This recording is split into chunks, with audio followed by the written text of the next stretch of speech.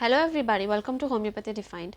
Today we are discussing Nux Vomica. So I think everybody who are studying Nux Vomica or who are practicing homeopathy empirically also, this drug is very famous and they limit this drug's sphere of action to GI tract. But no, there is a lot of sphere in this drug and it belongs to Logeniaceae family and the common name is poison nut, right.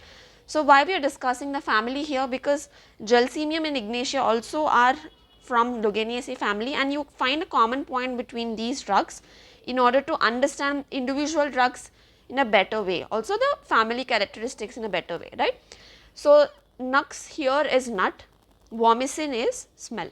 So we find this drug having the nut having a peculiar smell, so that is why Nux Vomica, right, and it's a very famous purgative in the early 18th and 19th century.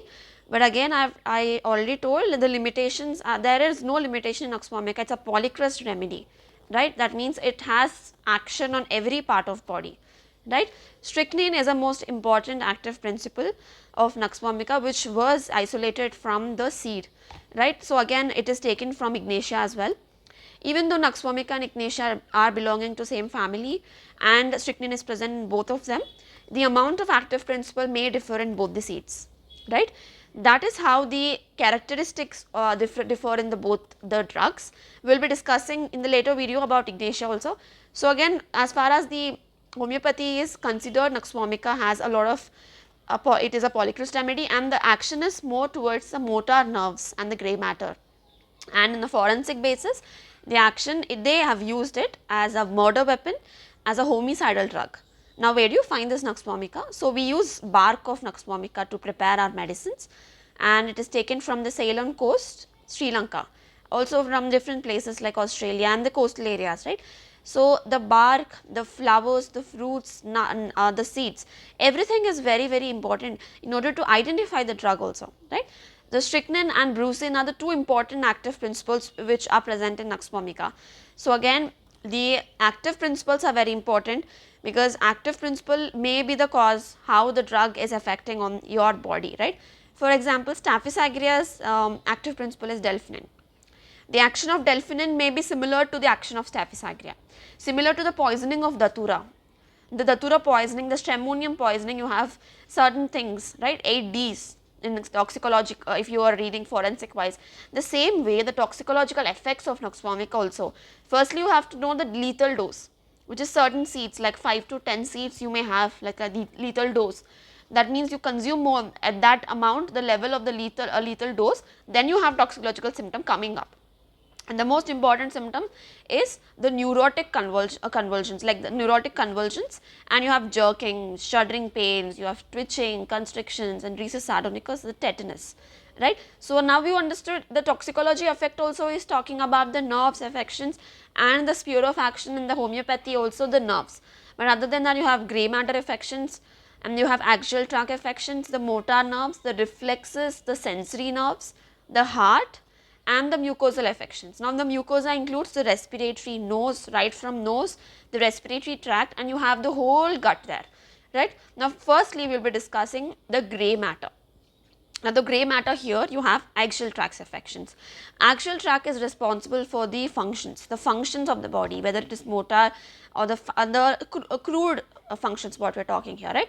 There is increased irritability of axial tract fibers, so therefore affecting the grey matter, and there is overstimulation.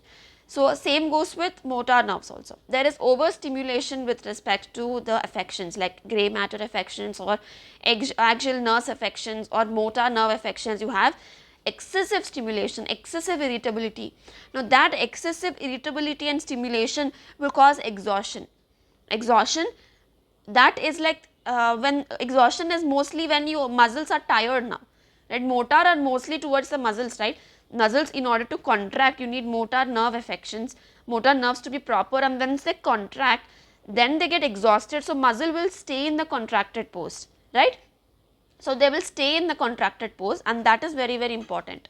So, that is a motor nerve affections, and then you have two types of exhaustions in motor nerve. One, either it is due to the overstimulation of the nerves, and the two, because the overstimulation is happening, the muscles are contracted, the arteries are affected, and then you have constriction of the arteries and the reduced blood flow to that particular nerves, hence causing the anemia, or decreased blood flow will be more affecting the nerves, won't function properly because of less blood flow to them. And then you have senses, reflexes affecting. Reflexes also, you have irritability, you have overstimulation, and then you have paresis and weariness. So, Nux Vomica also you have, when you see the person also, you find mostly like thin, wiry, rigid muscle fiber person, right. So, you have reflex ganglions also, you have paresis and weariness of the muscles, because the nerves that supply to the muscles are affected. When the nerves they are affected, the muscles also are affected. Same goes with the GI tract also, same goes with the respiratory system also, because wherever the nerves are affecting, that muscle is affected. Same goes with heart also, right. Heart, you know, the efferent and efferent nerve supply, the vagus, what is supplying, again they will go back from the stretch receptors again to the brain, that is affected. That is why you have palpitations in Nux Vomica also, and you have sensory system that is affected. Again, there is increased irritability that will result in the loss of tone.